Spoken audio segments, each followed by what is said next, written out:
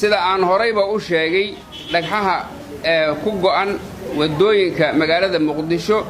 ee suuro geli waayay isu socodkii bulshada Soomaaliyeed iyo adeegyadii ganacsiga iyo nolosha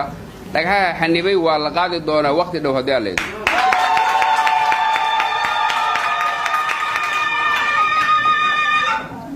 waxaad la socotiin arintaas suuro gelinteeda in loo xil saaray saraakiil khubaro ah oo aqoon gaar ah u leh amniga dalka gaar ahaan magaalada Muqdisho arintaas meel aad u wanaagsan ayay maraysaa dad badan oo kan mid ah bulshadeenu waxay walwal ka qabaan marka dhagxahaas la qaado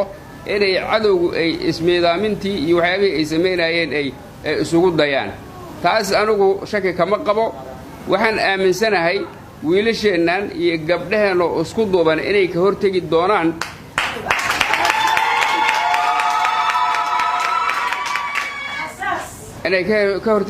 ayaan aaminsanahay oo ayaan cadowga u suura gelayn marnaba inay qaraxii baabuurkii iyo dhagarqabihii fulinaya ay ishelaan oo inta ayan isu imaan gacanta lagu soo dhigi doono taas waa midaan aaminsanahay waxaa kaloon ognahay meelaha aan ka fogeyn magaalada Muqdisho in laga soo abaabulo qaraxyada loo soo diro halkan oo ah caasimadii dalka Soomaaliya caasimada oo carqaladaysan macnaheedu waxa waaye dalka oo carqaladaysan marka ma aqbali karno in kooxo argagixiso ah oo caalami ah wiilal yaryar oo aragti fog aan lahayn iyo kuwa aan waxba baran inay noogu soo dhiibaan bambooyin iyo qaraxyo laguna laayo ubadkeena anaga arintaas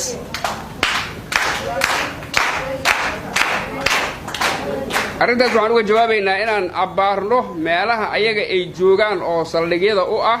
annagoon rag iyo dumarba u kala harin gabdhihiina roolkiinu waa inuu muuqdo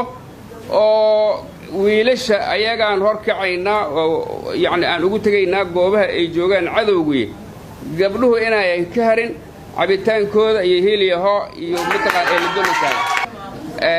si loo abbaaro goobaha cadowga uu saldhigyada ka dhigtay waa inaan soo qabanno kuwa ku dhuumaalaysanaya gudaheen xaafadaha ku dhuumaalaysanaya waa inaan la wadaagno wiilasha u taagan iyo gabdhaha u taagan amniga waa in aan xogaha la wadaagno waa in qoorta laga soo qabto taas marka ay suuro gasho waxaan hubaa magaaladan inaysan dhagax u baahnayn aysan u baahnayn maxaa la yidhaahdaa ciidamo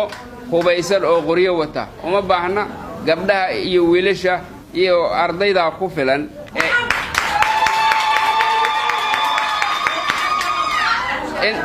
intaana kale haddii alla idmo intaana kale waxaan abbaari doonaa gobollada nagu dhow oo aan ognahay meelaha waxyaabaha magaalada Muqdisho ka dhacaya in laga soo abaabulo